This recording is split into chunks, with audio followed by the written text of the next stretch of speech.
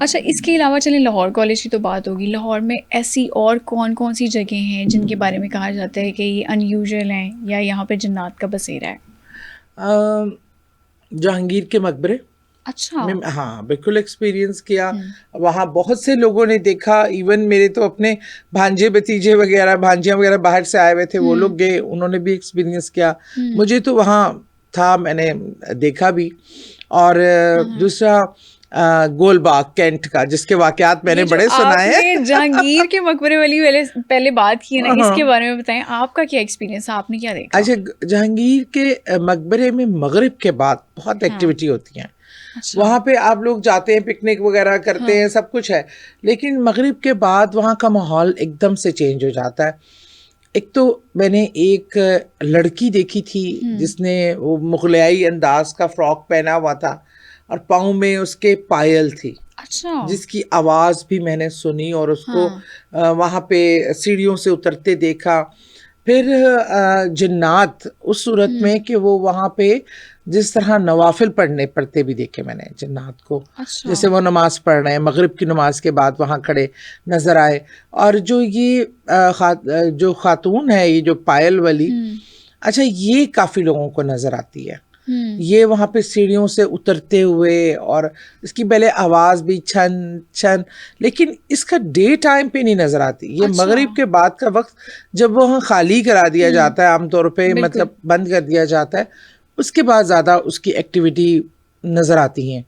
اور وہ اس نے، بلکہ میرے بھانجے بھانجیاں یہ لوگ گئے تو میں نے ان کو کہا کہ مغرب کے وقت سے پہلے نکل آنا.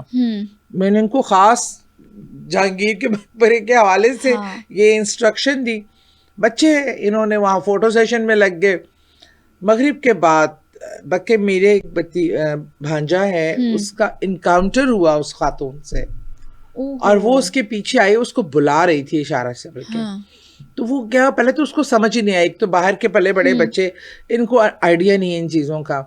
پھر میری ایسا کچھ نہیں ہے، بڑی بہنجی ساتھ تھی، اس نے کہا کہاں جا رہے ہو؟ اس نے کہا وہ دیکھیے وہ لڑکی کھڑی ایسے ہاتھ سے اشارہ کر رہی ہے، بلا رہی ہے. اس نے کہا کون سی لڑکی کی بات کر رہے ہو؟ اس نے کہا یہ ڈریس پہنا ہوا ہے. تو اس کو کچھ آئیڈیا ہو گیا کہ اس کو جو نا گوز بمس سے اس طرح کے فیلنگز. اس نے کہا نہیں یہ جگہ صحیح نہیں، چلو چلو.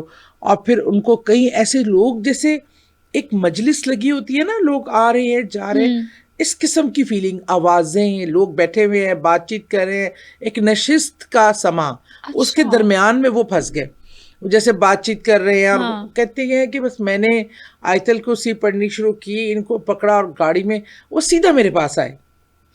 اور ان کی حالت، ان کے رنگ دیکھنے والے تھے. میں نے خیر ان پہ دم کیا، حسار کیا، اور جب انہوں نے مجھے واقعات بتائے، میں نے کہا یہی وجہ تھی جو میں نے تم لوگوں کو منع کیا تھا کہ مغرب سے پہلے پہلے نکل آنا، کیونکہ یہ اس کے بعد یہ لوگ اپنی ایکٹیویٹی اور ٹائم شروع کرتے ہیں. ڈے ٹائم پہ وہاں آپ کو ایسا کوئی فیلنگ نہیں آتی ہے، لیکن مغرب کے بعد وہاں کی ایکٹیویٹیز، جیسے ایک مجلس لگی ہے، لوگ بیٹھے ہیں، کوئی آ رہا ہے کوئی جا رہا ہے، وہ لڑکی الگ سیڑھیوں پہ پرومیننٹ نظر آتی ہے، اور مغلیائی لباس میں، اور بڑی خوش شکل اور لمبے بالوں کے ساتھ اس طرح کی ہے. اور آپ ابھی صدر کا گول باغ کا بھی کچھ بتا رہی تھی کہ کچھ واقعات ہیں، ذرا وہ بھی بتائیں. صدر تو میں بچپن میرا وہیں گزرا ہے، اور ہمارا گھر کے ایک پچھلی دیوار سے ہمارا پورا نیبرہڈ جو تھا، ون طفیل روڈ، اس کے پیچھے ایک کھڑکی تھی جہاں سے جمپ کر کے ہم شارٹ کٹ لیتے تھے، اپنے اسکول کا بھی، صدر بازار کا بھی، گول باغ سے کراس کرتے تھے. اچھا گول باغ، نہ صرف گول باغ، اس کی جو لائبریری ہے وہ بھی بہت پرانی ہے، اور وہاں بھی بہت چیزیں دیکھی. اچھا وہاں پہلے تو ہمیں اتنا نہیں معلوم تھا، لیکن اس میں تو بہت سے واقعات ہیں. میرے کزن تھے، وہ رات کو تھوڑا لیٹ واپس آ رہے تھے، تو گول باغ بڑا شارٹ کٹ تھا، انہوں نے وہ کھڑکی سے جمپ کر کے اپنے گھر میں داخل ہو جانا ہے. ہمارا جو کمپاؤنڈ تھا اس میں وہ آ رہے تھے، تو کسی نے نا پیچھے ان کے کندھے پہ ہاتھ رکھا، اور ان کا نام لے کے کہا نعیم ان کا نام تھا. تو جب مڑ کے دیکھا تو ایک دیو ہیکل انسان جنات تھا، مطلب وہ انسان کی شکل میں، اور اس کا ہیڈ لیس تھا وہ. اور اس نے اپنا سر ہاتھ میں پکڑا ہوا تھا. ان کو سر کٹا کہا جاتا ہے, اور یہ بھی ایک ان کی قسم ہوتی ہے. اور وہ جو سر ہے وہ بول رہا تھا کہ میرا سر جوڑ دو, میرا سر جوڑ دو, کہ میرا سر جوڑ دو.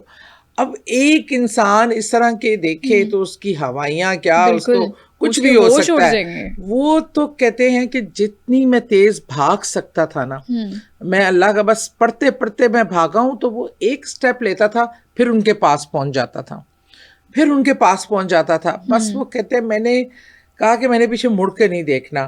اچھا, اب ہمارا وہ جو گول باغ کا راستہ ہے جہاں سے ہم اپنے ایریے میں انٹر ہوتے تھے, وہاں ہمارے کینٹ کے مولوی منظور صاحب تھے. یہ واقعات بہت ہوتے تھے, تو انہوں نے نا کیلوں کو دم کر کے وہاں پہ ٹھوک کر ایک حصار بنا دیا تھا. اس کو جب کراس کر لیتے تھے تو وہ یہاں سے, کیونکہ پہلے ہمارے نیبرز میں بہت واقعات ہوتے تھے, عجیب عجیب چیزیں آ رہی ہیں, اور یہ بہت زیادہ ہوئے. اژدہا دیکھا, ایک بہت لمبا آدمی ایک بڑی سی گائے کے ساتھ آ گیا, جو ایک خاتون کا اتنا ہاتھ منہ میں نگل گئی, لیکن کاٹا نہیں, منہ میں ڈال لیا. اور ایسے بہت واقعات. تو انہوں نے نیل کر دی تھی, وہ پوری ایک حصار ڈال دیا تھا. تو جیسے ہی وہ انہوں نے حصار کراس کیا تو وہ پیچھے رک گیا, لیکن وہ مسلسل بولتا رہا میرا سر جوڑ دو, میرا سر جوڑ دو. اور ایک بار مطلب اس طرح کے کینٹ میں رہنے والے جو گول باغ کو جانتے ہیں, وہ اس طرح کی بہت ساری اسٹوریز آپ کو بتا سکتے ہیں.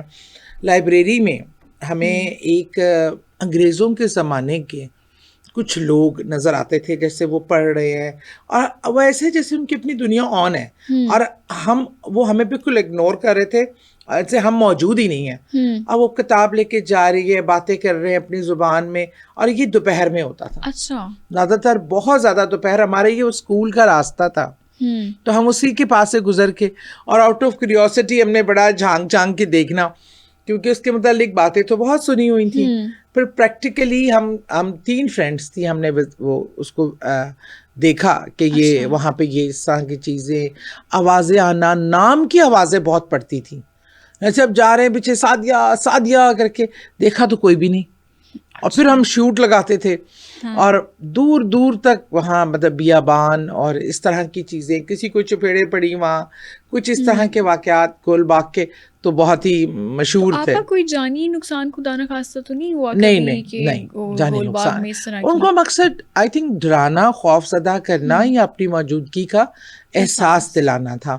مطلب ایون دین کہ ہمارا ایک نیبر کا جو گھر تھا وہ بالکل گول باغ, کیونکہ ہم سب کے گھر ایسے گول باغ کے بیک سائڈ سب گول باغ سے ٹچ ہوتی تھی.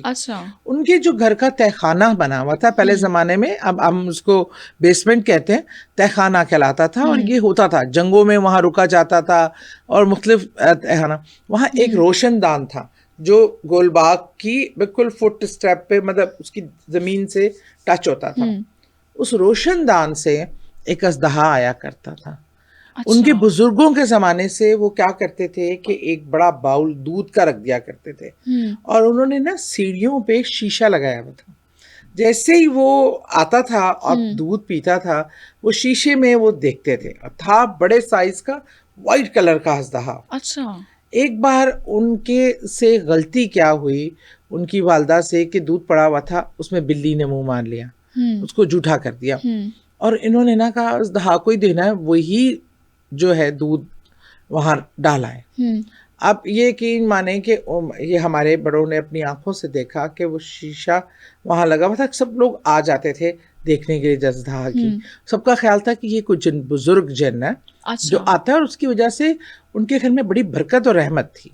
تو اچھا, وہ بہرحال وہ جیسے دودھ کے پاس گیا, اس نے ایک دم منہ اٹھا کے نا وہ شیشے کی طرف دیکھا, اب واپس چلا گیا, کیونکہ وہ دودھ بلی کا جھوٹا دودھ تھا. وہ واپس گیا, اس کے بعد پھر وہ کبھی نہیں آیا. اور لیکن ان کے گھر میں یک کے بعد دیگرے اتنی اموات ہوئیں کہ ہمیں سمجھ نہیں آتا تھا ہو کیا رہا ہے. ان کا فائنینشیل حالات خراب ہو گئے اس طرح کے. اب یہ چیزیں تو اللہ بہتر جانتا ہے, یہ اللہ کے راز ہیں, ہم اس کے بارے میں, لیکن اس لیے کہ اس واقعے کے بعد سے یہ سب کچھ ہونا شروع ہوا. تو یہ سب لوگ اس واقعے کو اس سے منسلک کرتے ہیں. تو گول باغ سے کافی تحفے آتے تھے ہمارے لیے.